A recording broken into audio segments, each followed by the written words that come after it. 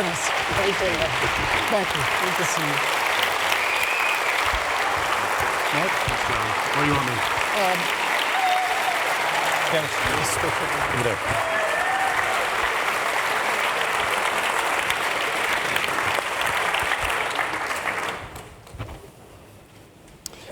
Wow. Wow is right. You might recognize this gentleman to my left, Dennis Prager. Welcome, Dennis. Thank you. Hi, everybody.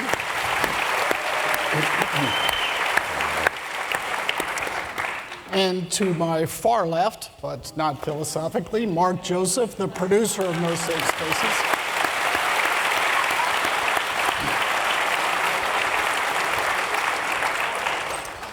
So we have about 55 minutes before Dennis joins all of you and Mark for a book signing upstairs. But until then, let's enjoy ourselves. And I want to start it off. The assumption is we won't enjoy ourselves at the book signing. I get that. What a terrific film, a terrific book. Dennis, let me start with you. Is this entire safe space movement born of Berkeley and only Berkeley, or no, have you seen this coming for quite some time and it's much broader than that? It actually is very old. I was at graduate school in the 70s, 1970s, and I remember kids in the name of the Vietnam War shutting down classes and screaming at professors who defended the war, the rare professor who did. None of this has surprised me. John, I have known from a very early age that the left loathes liberty. Liberals love liberty, and conservatives love liberty. Liberals don't understand that the left is their enemy, not the right, but some do, like Alan Dershowitz, like Dave Rubin, who you saw in the film. Gradually, some people are awakening, and it's hard to do that because you've been taught your whole life that the right is the enemy. But we're not. We're actually, the enemy is the left.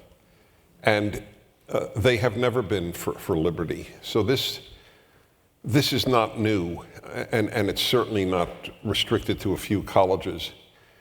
The University of Montana had just a scandal break out. They had, I don't know if you heard this, Mark, but I'm testing if he listens to my radio show. That is the entire purpose of my raising the issue. So the university, it's actually, if you can rise above how awful it is, it is in the realm of the absurd and funny. The Black Studies Department or African American Studies Department, they differ by name in different colleges, sponsored a contest on what is the legacy of Martin Luther King for Martin Luther King Day. And the winners were white. In part because it's Montana. Let us remember, Montana does not have a large non-white population. And in part, which is even more remarkable, only whites submitted essays. So under those circumstances, it's not really a problem that whites won the Martin Luther King essay competition. The school was accused of racism because whites won the essay competition. But it's even more absurd than what I just told you, which you could think, what's more absurd? Well, here it is. If blacks had won, it would be called racist. See, whites don't write about Martin Luther King. The left is so inherently dishonest that it doesn't matter what reality is. They brand it, in this case, racist, no matter what the reality is. If whites win, it's racist. Whites are writing about how important Martin Luther King is, and that's racist. But if blacks wrote about it, oh, you see, whites don't care. So you lose, and anyway, and I'm giving you the example of the University of Montana. That's as far from Berkeley, theoretically, as you can get.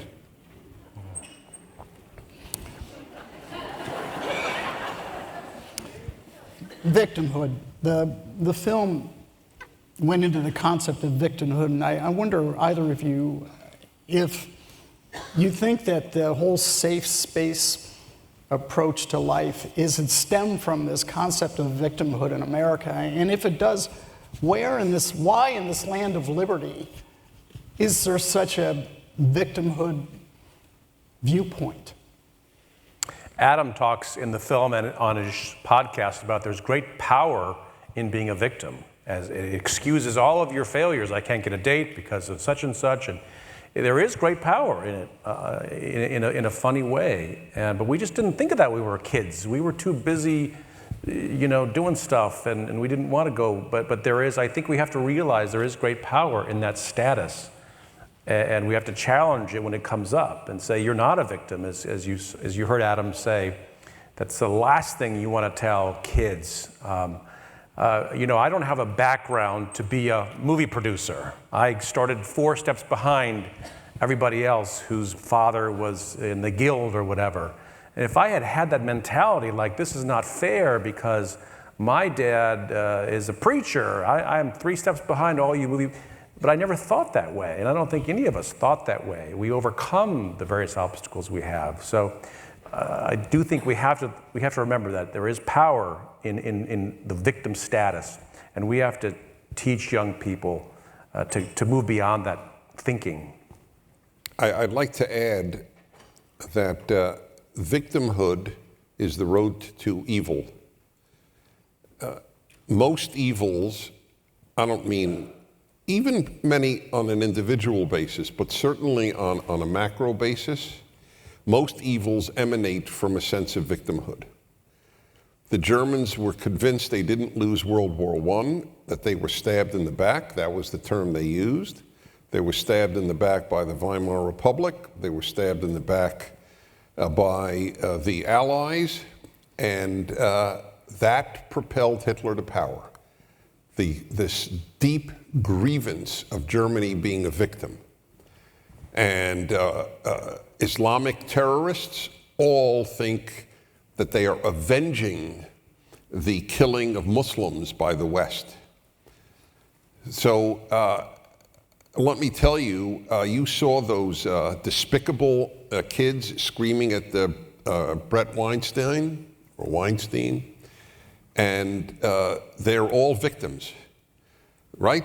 We're victims of racism, of sexism, of everything. The only non-victim is the white heterosexual Christian male who is committing suicide at a greater rate than any other group. So you wonder, how does that work out? How is the victimizer committing suicide at a greater rate than any other group? But of course, there's no truth to it. It's an absurdity. You can't be a victim if you're a white heterosexual Christian male. I mean, it's all sick. But victimhood creates anger, and the Democratic Party, the left banks on anger to have any victories. Happy blacks are Republicans.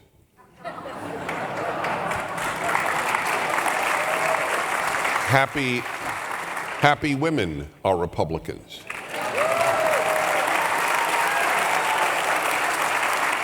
It's as simple as that. So you don't want women to be happy. You want them to have grievances about sexism and the patriarchy, a term I don't even know what it means. They don't know what it means either. Nobody knows what it means. It's just thrown out. So please understand, the consequences of the victimhood mentality always lead to evil. Dennis, you talk about, you were mentioning the students and the outrage and all that there, and oftentimes I wonder whether it's at Berkeley, Montana, any of the universities in the United States, where are the adults in the room? Where are the administrators who are responsible for this whole? Well, I don't want to hog up all the answers, but before I want to go on that theme, and then I want to answer about the adults. This man is responsible for this great movie. I am not. I just want you to know that.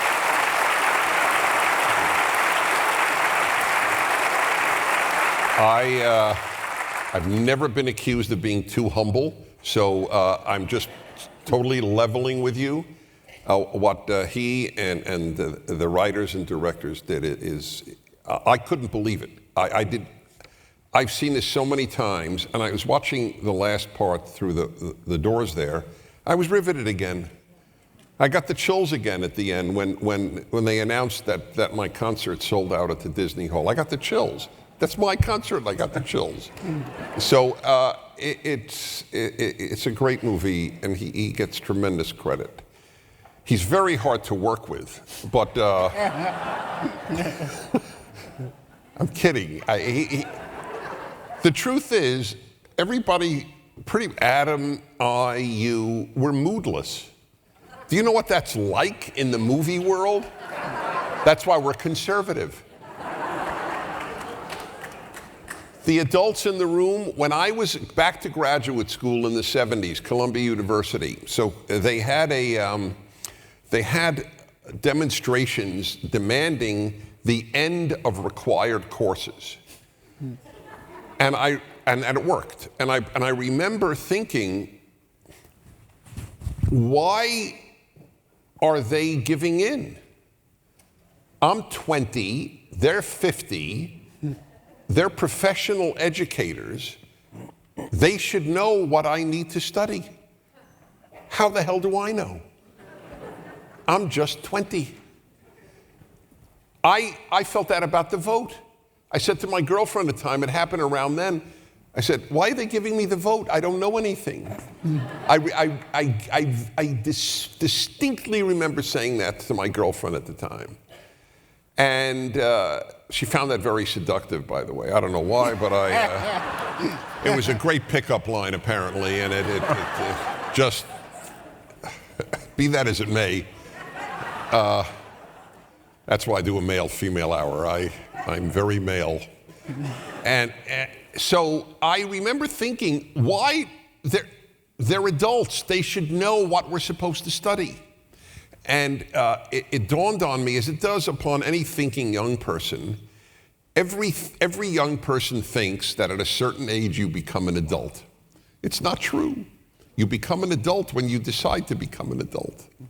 And with marriage postponed as much as it is, very few people become adults. Marriage makes you an adult. A good marriage makes you an adult, and a lousy marriage makes you a real adult. So just you have to look at the bright side of a crappy marriage. That's my way of looking at life. So I've had both, so I speak from experience. The current one is wonderful, just for the record. In fact, my wife is here. Why don't you stand, Sue? I'm sure everybody would like to meet you.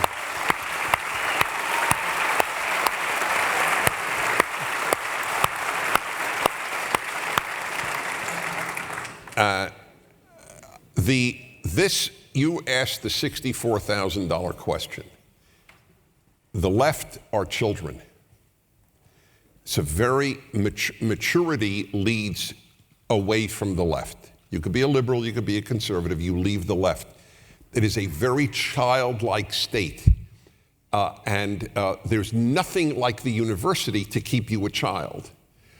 Most professors are children and most students are children. One of the beautiful things of an academic life is you don't have to confront reality. You could continue to study gender studies, where you deny that there are men and women. I mean, do you understand? There's no place on earth you can deny there are men and women except at a university, because there's no consequence to nonsense. This was again true. I was told men and women are basically the same when I was at school. So what you have talked about, what you've just mentioned about growing up is a very, very big factor in the left-right difference. You want to add anything on that, Mark? Well, let me go back to your earlier comments. Working together with Dennis was really a lot of fun. I took him out. I took him places he's never even imagined existed. That is true. I took him out to the swamps of Louisiana. Yeah. To the Duck Dynasty, to Phil Robertson's house. And we watched the film together on Phil Robertson's TV and on his DVD player. And I looked out, and Phil and Dennis were out driving into the swamp, and he had these beautiful khaki pants that have never been wrinkle-free, and he came back and there was mud all over them, and we went on a plane. I think you were taller than that aircraft we went on to get out there. I was the first Jew in that area in history. Right.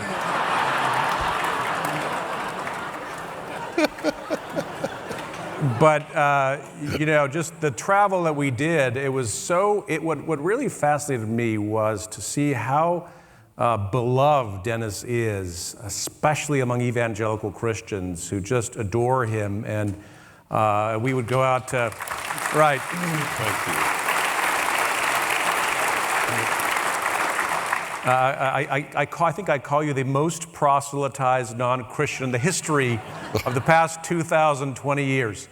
But I remember in particular we visited with Dr. James Dobson, and he watched your entire broadcast outside the glass booth as though he was watching Mickey Mantle.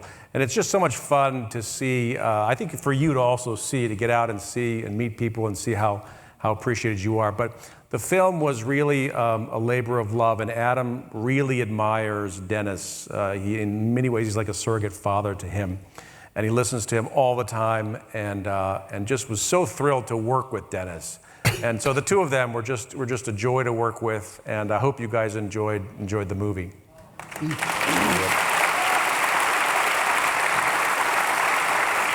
I want to add, John, I just also want to add that it was a particular interest of mine to make sure that we had strong voices from the right and the left in this film. And people said, why would Van Jones be in this film? And no, we really wanted to show and to establish that these are concepts that used to be the norm, that everybody agreed on, center, right, and left. And so to have Van Jones and Alan Dershowitz and Cornel West and Dave Rubin was really, really important to us. And so I hope that, as we come out on DVD in May, June, and come out on streaming services, that you'll encourage those who may not agree with you on all the issues, that this is something that we should all be able to agree upon, is the right to speak our minds, no matter what our persuasion. And the fact that 40% of young people think you shouldn't be able to say something if it makes somebody feel sad or bad or whatever. We really have to do a better job of teaching the next generation that that is just not an American concept. If I may, yes. Just to add on evangelicals and I, this was one of the great moments by speaking life. I spoke to about 1,000 people in the Gura Hills many years ago, and it turns out it was about 500 Jews, 500 Christians. And anyway, people lined up at microphones to ask me questions after the talk, and a woman comes up to the microphone. She goes, Dennis, I'm a Christian, and I just want you to know you are my favorite Jew. And I said, second favorite. Second favorite.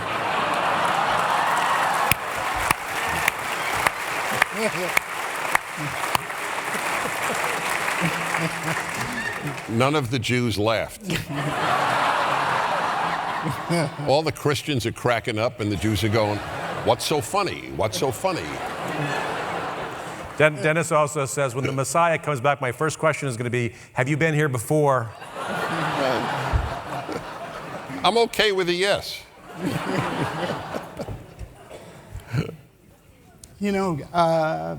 There's a few moments in that film where as I was watching, I literally could hear the audience's breath being taken away. Moments of violence.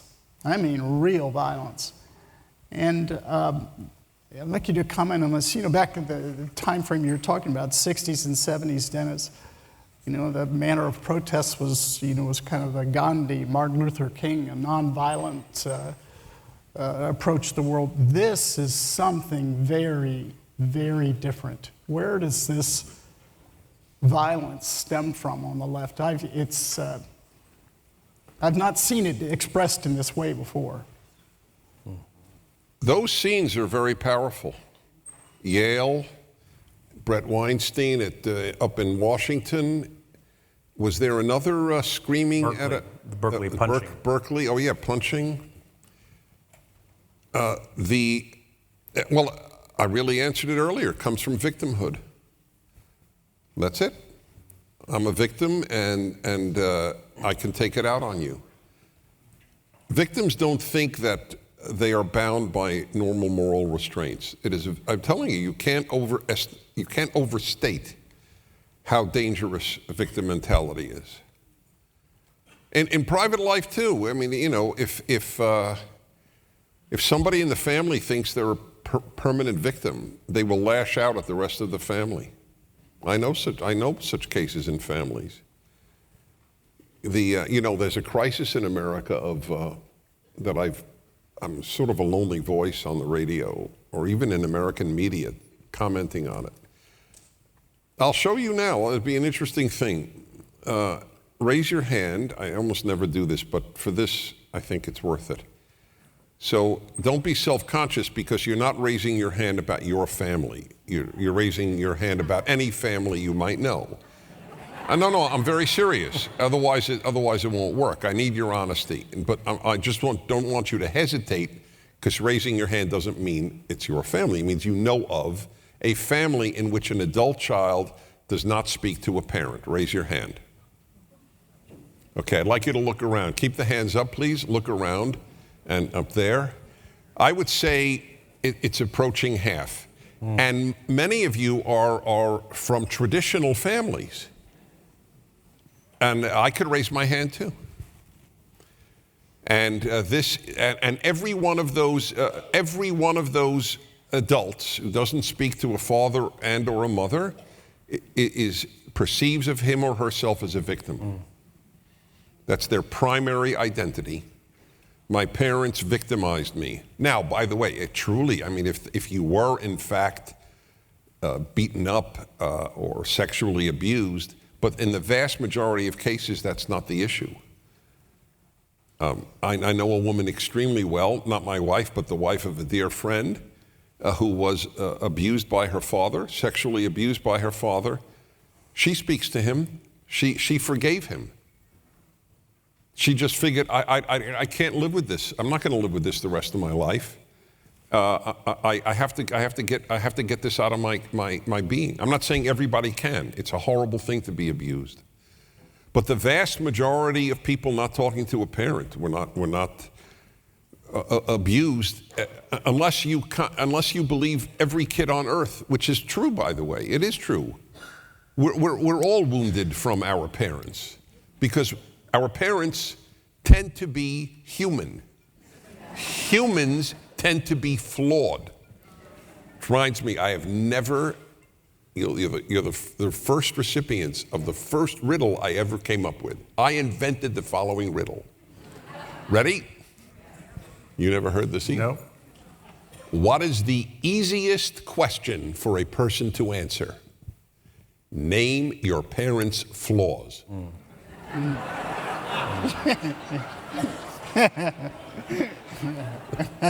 Okay. It's not as good as why did the chicken cross the road, but it's good. I do think it's interesting. The more secular a society becomes, it seems like the less forgiving it becomes. The old idea was you apologize, you move on, and you don't go back 34 years and diagnose something that happened, because you've settled it and forgave and moved on. And I do feel we're becoming a much less forgiving society. That's right. Well, the whole thing with Brett Kavanaugh, I mean, the man has led such an honorable life. I feel like a sinner just in the same sentence as his name. And well, look at what he may have done in high school, 40 years earlier, whatever it was. This is sick. This is sick. But that's the left. And he's right. And the left is radically secular. What advice would you have? You know, there was a number of people in the film that expressed just tremendous courage and stood up to what they feared may well be violence or castigating them. What advice would you give a high school student or college student that might be out here this evening, or to the parents of those students who have a view that they're really quite afraid to express freely when they're in school, on campus? Want me to take that? Yeah. I get this question a lot. Parents call me, what should I tell my son, my daughter at college? If they write what they think, they'll get a bad grade, then they won't get into a good graduate school, et cetera, et cetera. So my answer has been as follows, but I will tell you, and I don't think he would mind, I have great admiration for him, and we often appear together. Ben Shapiro. He and I, we speak each year at a Passover retreat. Last year it was interesting. It was the only thing we differed on was this. My answer to parents has been, look, of course I can't tell you what to tell your child. I'll tell you what I would tell my child and what I'm saying publicly. That if you compromise on your values for a grade, then when will you stop compromising on your values? That is my answer. Ben, who is obviously, I wouldn't raise it if I didn't have such respect. He's courageous. He speaks truths, and he's a fighter. And he said, Dennis, sometimes it's just not worth it. You hold your fire. You graduate, get into a great college or graduate school, then you can fight, because you get more clout if you have a Harvard degree, which he has, than if you have a University of Montana degree. I'm just using that because I raised the college earlier. I still don't agree with him, but I want you to know that I respect that argument, because I think once you get into the habit of compromising, it's very hard to stop. There's always a good reason not to fight. Now, you have to learn how to fight well. You can't write sloppily. I had a Marxist professor at Columbia. I was at the Russian Institute at the School of International Affairs. So Sidney Morgenbesser, I'm sure he's in the hereafter at this time, but he was one of my professors, and it was known to be a Marxist. And I wrote a paper, which I was certain as I'm living, as I was certain he had never received such a paper, a moral comparison between Judaism and Marxism. Why I felt Judaism was morally superior to Marxism. Now, to his credit, I got a B. I'm sure he wanted to give me an F. But I had so many footnotes, and it was so well reasoned, he'd really have to have been a bad man in addition to a Marxist. Humans are complex. And so I would have gotten an A had I written how Marxism was better than Judaism or Christianity. I know that. So I got a B. But so what? And on the college thing, forgive me because this is, I'm taking in so many different subjects, but I think they're all important. So I have an interesting little anecdote for you. I've been on radio 37 years, and I've been asked everything about marriage and divorce, about my kids, about my life, my beliefs, everything. Do you know there's one question about me I have never been asked in 37 years? And you know what it is? Hey, Dennis, what college did you go to? No one gives a damn. By the way, can I say damn among evangelicals? I don't know all the rules. Was that, you're an evangelical, was that kosher? I think it's okay. It was okay. So, isn't that interesting? They're listening to me about American politics, about world affairs, about religion, about morality, and big deal, taking me seriously. Wouldn't you think somebody would think, well, I'd really like to know where the guy went to college? Nobody cares. No, do you ever, if somebody recommends to you, you need a lawyer, you need a surgeon, have you ever asked, well, I'd like to know what college you went to? Who cares? Either the lawyer has a good reputation or doesn't. You don't care where they went to college. We raise kids that this is the most important thing in their life for their entire upbringing, what college you'll get into. And then once you're out of that college, no one cares. This is why perspective is critical. So yes, you got to fight. I just got a letter from a kid. I get so many. I'm very touched actually because of PragerU. Kids watch me a lot on my fireside chat and on the videos. And if you come with me to an airport, it's mostly kids who come over for selfies. Yeah, it's quite touching. Yeah. So a kid just wrote to me this week. So Dennis, what should I wear my MAGA hat in high school or not? It's not an easy question. The kid will be hated. If he wore a hat that just said F you, kids would think he's woke. But a MAGA hat? That's risky. So it's a fair question. It occurs to me, John, that it's really us, not our kids, that are to blame for some of this, because I was thinking of this great building we're in.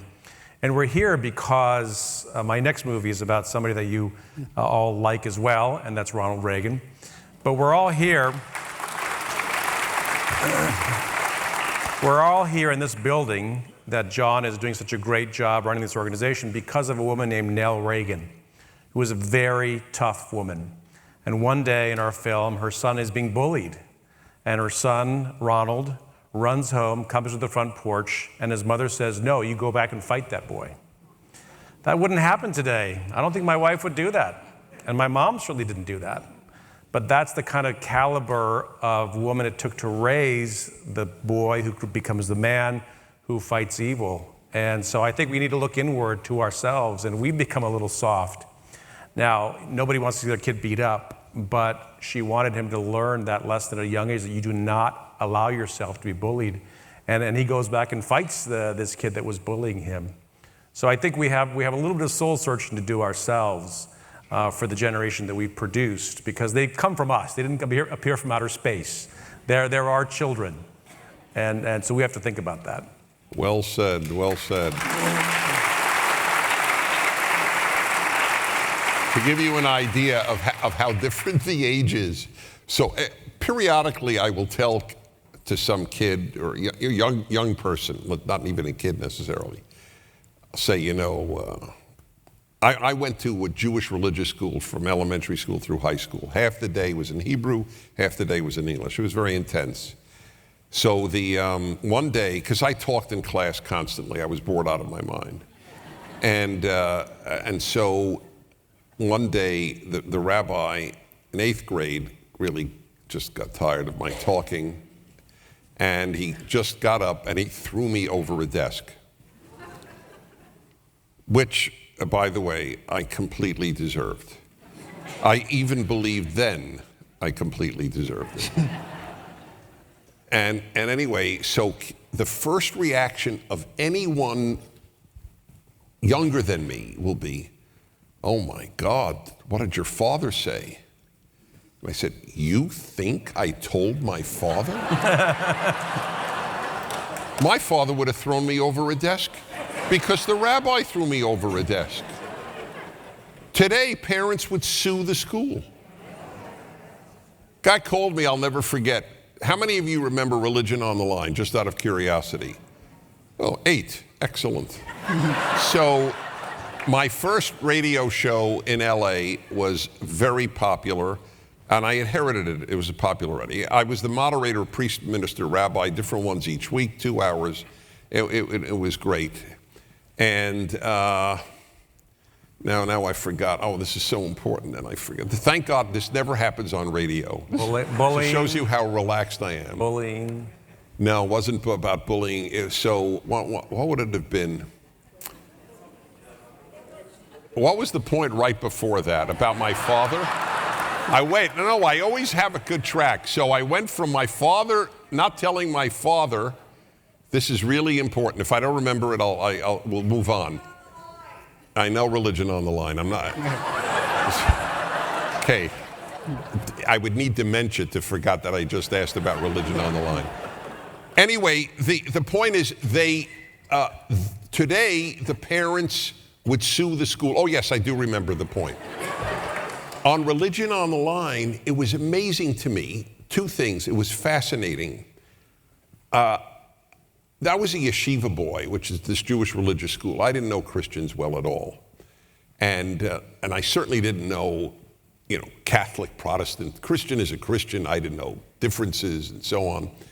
But I learned a lot for 10 years doing that show. It was the greatest gift from God to me, because I really got to love and know Christians. And anyway, I remember once saying, about the 5-year mark, I did it for 10 years, all right, welcome to Religion on the Line, or as I now call it, the ex-Catholic hour. Catholics, nobody calls up and said, I am an ex-Protestant, ex-Jew, ex-Mormon, but ex-Catholic? It's like a giant world of ex-Catholics. It was unbelievable, like they can't get over it. Okay, you left the church. Guy calls me, I can't make this up, 90. And he's just starts crapping on his Catholic school because the nun rapped his knuckles with a ruler. So I said, sir, that happened 75 years ago. It might be time to get over it. And so it's just an example of the different. So you were rapped on the knuckle by a nun. By the way, that's nothing compared to being thrown over a desk. Just for the record, when Jews got annoyed at their students, they didn't get rapped knuckles. But it's the parents of that age would have sided with the teacher. And that was what you're pointing at. That is a huge difference. Okay, last question about college, then we'll move on. When you see that film, you might not blame a parent who wonders, should I even send my kid off to college? What's your You've view? got little kids. What are you going to do? I am curious. Yeah, for the first time I've had that thought.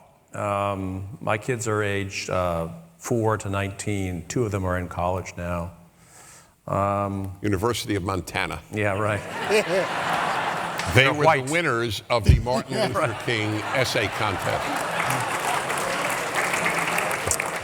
I think Adam is big on this topic. He obviously didn't attend college. I think we have to wrestle with that now. Now there are so many, online opportunities too.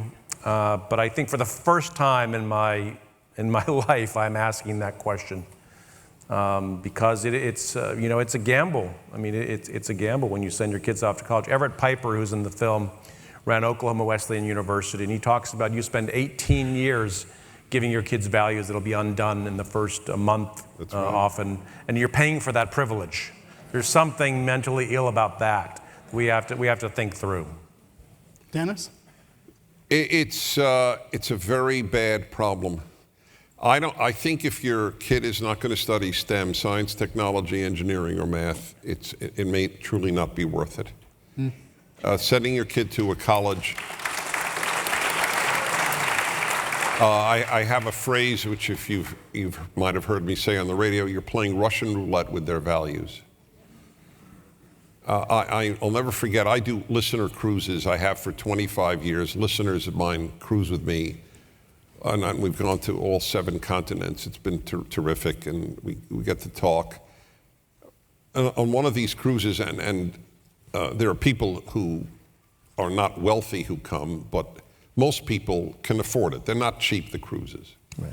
And he was successful in some business, but he's also a pastor. And so obviously a committed Christian. And we were talking, and he said, I've got 3 sons, and they all have PhDs from Yale, Princeton, and Stanford. So people normally, obviously, would think, whoa, you did a good job. And then he says, and they're all on the left. And I wish I could do it all over again. The hell with Princeton and Yale and Stanford. They believe in nothing. So it's a terrible gamble. It's the purpose of the university is to indoctrinate, not educate. That's true now of high schools. So it starts extremely early. Listen, they're now having drag queen story hour for 5-year-olds at public libraries all over the country. A man called my show. This was really something. He says, well, Dennis, I took my 5-year-old daughter to it. What's wrong with that? If you have to tell a father what's wrong with taking your daughter at 5 to see a guy dressed in a dress, we're not talking transgender even. We're talking about a guy in a dress. That's drag. Drag queen story hour. In a nutshell, when kids trade in Bible story hour for drag queen story hour, your society is in trouble. That's where we're at.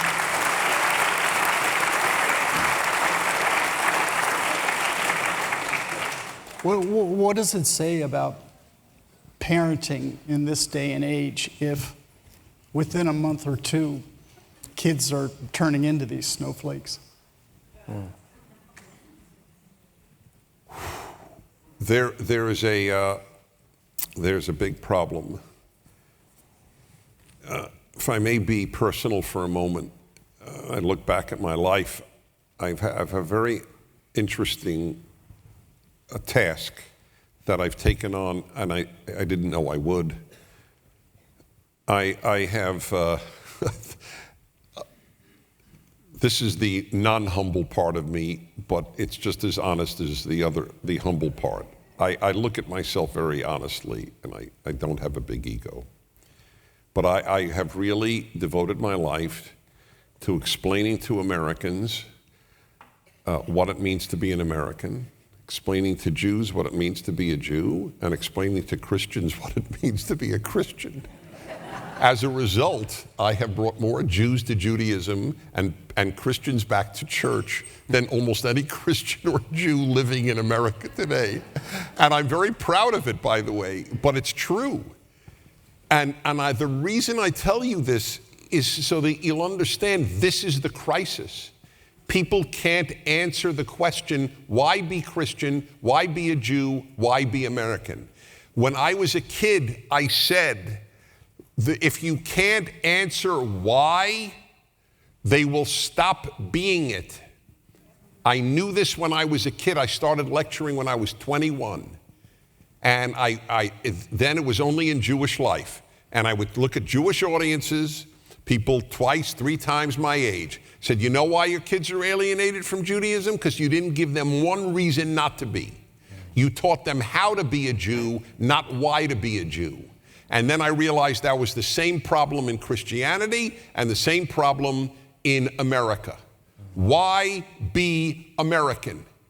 We haven't answered the question. We have lost touch with the mission of America to be this bright shining light on a hill, to be the last hope of mankind, of the earth, as Lincoln put it. We have lost touch with why we're here. Where there is a why, sorry for quoting Nietzsche, where there is a why, there is a how. But it's not true that where there is a how, there is a why. And I don't even blame anyone. The greatest generation, the World War II generation, didn't teach their kids why to be American. Their big aim was to give their kids money because they grew up in the Depression and give them peace because they grew up in World War II. And they gave them peace and they gave them money, but they didn't give them what really mattered, God and country.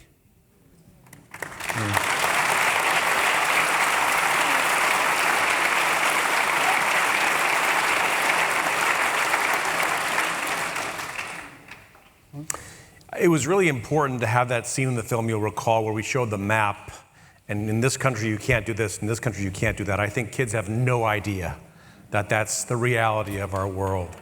And we've made a huge mistake by not teaching the next generation that. I am the son of American parents who I grew up overseas. And so I can look, and even though I grew up in a relatively free country, I can still look at America and see these great freedoms that everyone takes for granted. All these kids, these millennials, whatever, snowflakes, they have no idea that you can't speak your mind in these other countries, or that you get arrested for this and that. So it was really important, and I'm hoping when it comes out on DVD that you guys will share that scene in particular with your kids and grandkids, and they'll say, what? You get hauled away for saying that against the king of Thailand? Or you remember that sequence? And we have, President Reagan used to say, we're one generation away from the extinction of freedom. We have to keep telling the stories. We forgot. We just, oh, they know. They just must know. They don't. They don't know anything until we tell the stories of our ancestors and why they came here to begin with. Or we'll lose those freedoms pretty quickly. He grew up in Japan. He said overseas. He grew up in Japan. You speak fluent Japanese, right? I do. Hi. Say a few sentences and I'll translate. No, go ahead. こんばんは。今日の特別ゲストはデニス・プレーガーさんです。よろしくお願いします。It has been a joy working with Dennis the entire time. Why are you laughing? I don't understand. Why are they laughing?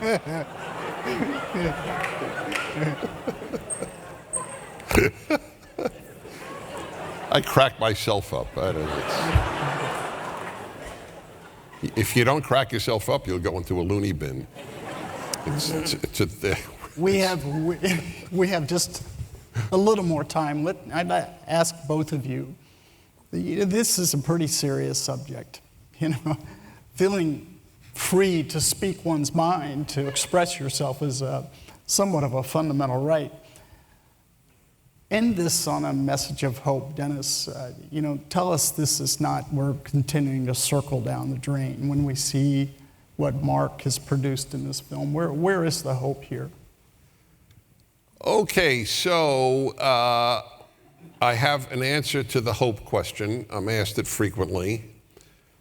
When I was in my 20s, I used to go to Israel every year and to visit, and I would stay at the home of a mentor of mine, or a rabbi named Pinchas Pelly. He told me a story once, told it to me in Hebrew, but it works just as well in English, so I won't tell it to you in Hebrew. In the early days of Israel, he said, I went to the Ministry of Telecommunications to get a phone for my house. And the guy said, no problem, sir. And I said to the man, oh, and about how long will I get it? And the man said to me, 6 months. So I said to him, sir, is there any hope that I can get it sooner? And the man said to me, sir, there's always hope. There's no chance.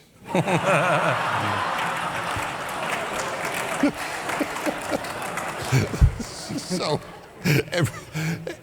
for the last 35 years, 40 years, whenever I have heard the Dennis is there hope, I think of this very dark, hilarious story. There's always hope, there's no chance.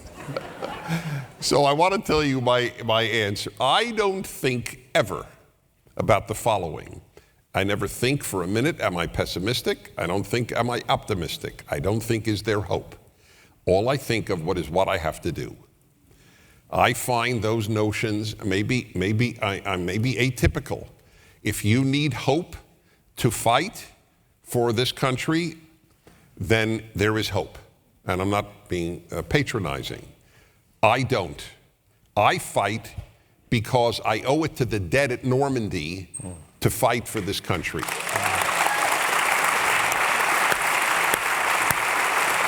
It's that simple. What was their optimism when they went on to Normandy Beach? Gee, the machine guns are going to get the next guy? They were peeing in their pants when they went on the beach. Optimists don't pee in their pants. It's an inconsequential question about being optimistic or pessimistic. You have one task in life. If you're a Christian, did the early Christian martyrs, were they optimistic when they went into the amphitheater in Rome to be fed to lions? No. They knew one thing: I believe in Christ, I'll die for Christ. They didn't think, gee, am I optimistic? Right? You do what is right. People before you did it to give you the ability to fight. They gave me America, I will fight for America. I don't know if I'll win, I don't know if I'll lose, and I don't give it 2 minutes of thought. I know what I have to do. Moses did not get into the promised land. That is my guidepost. No one gets into the promised land. But he got to see it. That's a big deal. And I don't even know if we'll get to see it. But I will tell you this, it's better now than 2 years ago, certainly better now than on Election Day 2016, when I was sure Hillary Clinton would win.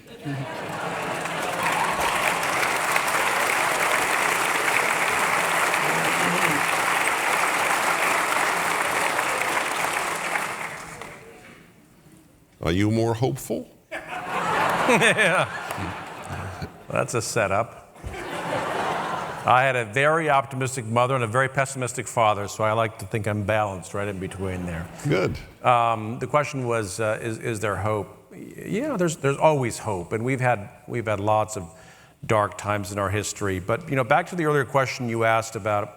I was thinking back to the college question you asked, and we have a very strange household in my household. The Super Bowl is really election night every 2 years. We have balloons and it's a party. Friends come over, we watch the returns together. And my kids have always, this is probably heretical to say, but my kids I've always watched all the networks. When my kids come home, we watch MSNBC, we watch Fox. My kids are prepared. They don't go to college and suddenly there's new ideas. They've heard Chris Matthews for many years. They've heard all kinds of points of view.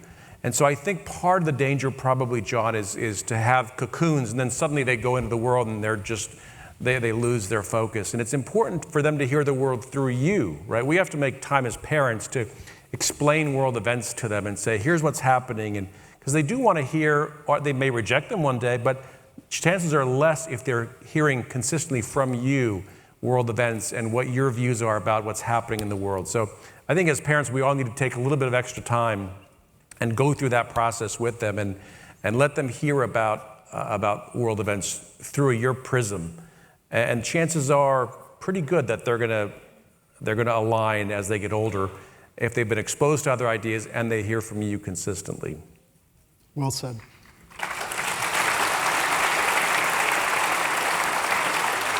Well, I, for one, remain hopeful, but more so than that, I am grateful that the two of you joined us this evening, and want to thank you so much for coming to the Reagan Library. Thank you, John. Thank you all. All right. Thank you, everybody. Thank you. Elton, God bless you.